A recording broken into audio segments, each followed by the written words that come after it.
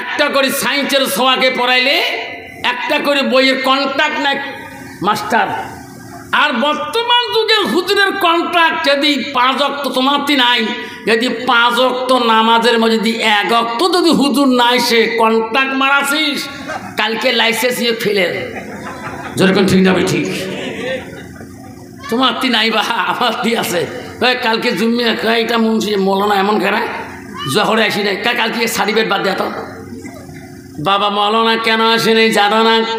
1 ওয়াক্ত নামাজ পড়ে আসে নাই, কারণ এটা মা বড় অসুস্থ ছিল, বাবার ট্যাবলেট ভুলে গিয়েছে, ওকরা বাড়িতে মার ওষুধ ভুলে গিয়েছে, ওখানে নামাজের টাইমটা ঘড়ি দেখছে, আমার সমাজে মাসরার টাইম শেষ হয়ে গেল, নিশ্চয় মসজিদটা চলে নেবে।